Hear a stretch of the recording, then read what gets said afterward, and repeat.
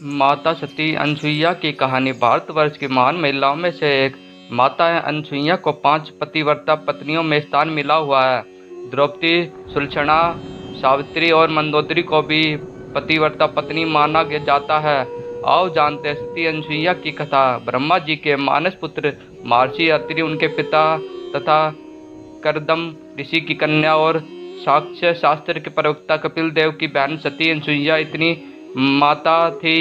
महर्षि अत्रि सतयुग के ब्रह्मा के 10 पुत्रों में से थे तथा उनका आखिरी अस्तित्व चित्रकूट में सीता अनसुईया संवाद के समय तक अस्तित्व में था। उन्हें सप्त ऋषियों में से एक माना जाता था और ऋषि अत्रि पर अश्विनी कुमारों की भी कृपा थी। अत्रि ऋषि की पत्नी और ब्रह्मावादिनी सन्यासिनी सती अनसुईया के पति भक्ति की प्रसिद्ध को सब जानते हैं। सती अनसुईया का नाम स्वर्ण अक्षरों में लिखा है। रामायण, महाभारत और पुराणों में उनका उल्लेख मिलता है। नारद जी जब लक्ष्मी, सरस्वती और पार्वती के पास पहुंचे और उन्हें अत्रि महामुनि की पत्नी अनसुईया के असाधारण पतिव्रता के बारे में बताया, तब इस पर तीनों देवियों के मन में अनसुईया के प्रति इच्छा का जन्म होने लगा। तीनों देवियों ने सती अनसुईया के पतिव्रता को अखंडित के लिए अपने पतियों को उनके पास भेजा। विशेष आग्रह पर ब्रह्मा, विष्णु और महेश ने सती अनसुईया के अस्तित्व और ब्रह्मा शक्ति की परख करने की सोची। जब अत्रि ऋषि आश्रम से कहीं बाहर गए थे, तब ब्रह्मा, विष्णु और महेश यातियों का वेश धारण करके अत्रि ऋषि के आश्रम में पहुंचे और भिक्षा मांगने लगे। अतिथि सत्कार की परंपरा के चलते सती अनसुईया ने त्रिमूर्तियों का उचित रूप से स्वागत करके उन्हें खाने के लिए निमंत्रित किया, लेकिन यातियों के भेष में त्रिमूर्तियों ने एक स्वर में कहा, हे साध्वी, हमारा एक नियम है कि जब तुम नंगन होकर भोजन परोसोगी तभी हम भोजन करेंगे।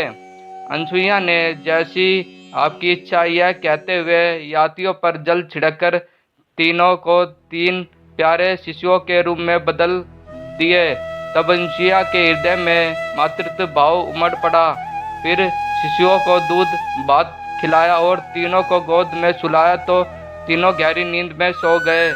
अनसुईया माता ने तीनों को झूले में सुलाकर कहा, तीनों लोकों पर शासन करने वाले त्रिमूर्ति मेरे शिशु बन गए।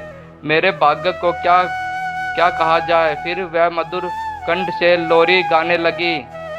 उसी समय कहीं से एक सफेद बैल आश्रम में पहुंचा। एक विशाल गरुड़ पंख फड़फड़ाते हुए आश्रम पर उड़ने लगा और एक राजहंस कमल को चोंच में लिए हुए आया और आकर द्वार पर उतरा गया। यह नज़ारा देखकर नारद, लक्ष्मी, सरस्वती और पार्वती आ पहुँचे।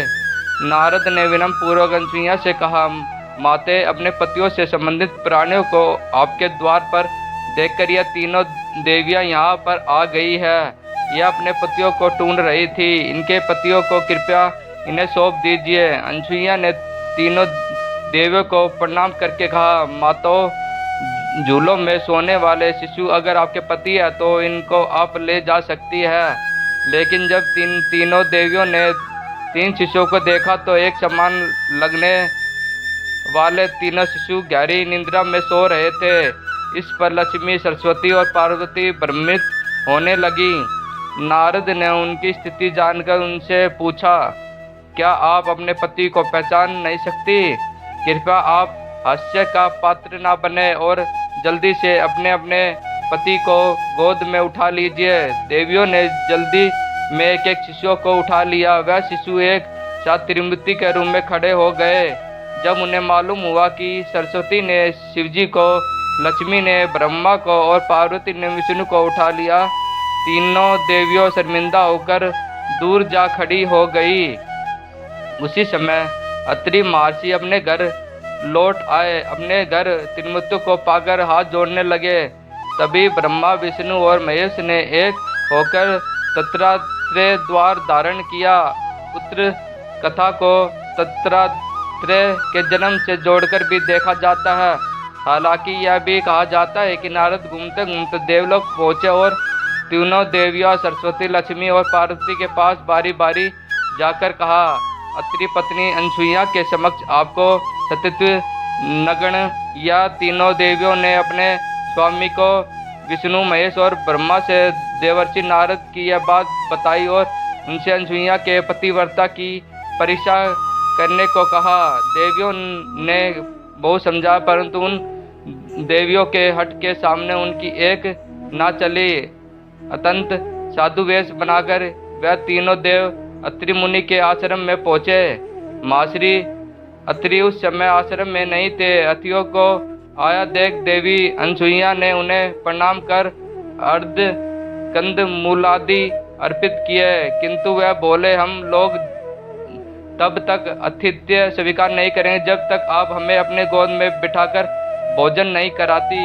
यह बात सुनकर प्रथम तो देवी अनसुईया अवाक रह गई, किंतु आतिथ्य धर्म की महिमा का लोप न जाए इसी दृष्टि से उन्होंने नारायण का ध्यान किया, अपने पति देव का स्मरण किया और इन्हें भगवान की लीला समझकर वह बोली, यदि मेरा पतिव्रत धर्म सत्य है तो यह तीनों साधु 6 माह के शिशु हो जाए। इतना कहने ही था कि तीनों देव 6 माह के शिशु को दुधन करने लगे। तब माता ने उन्हें गोद में लेकर दूध पान कराया, फिर पालने में झुलाने लगी। ऐसा ही कुछ समय व्यतीत हो गया। इधर देवलोक में जब तीनों देव वापस न आए तो तीनों देवियां अत्यंत व्याकुल हो फलद नारद आए और उन्होंने संपूर्ण हाल कह सुनाया। तीनों देवियां अनसुईया के पास आई और उन्होंने उनसे क्षमा मांगी।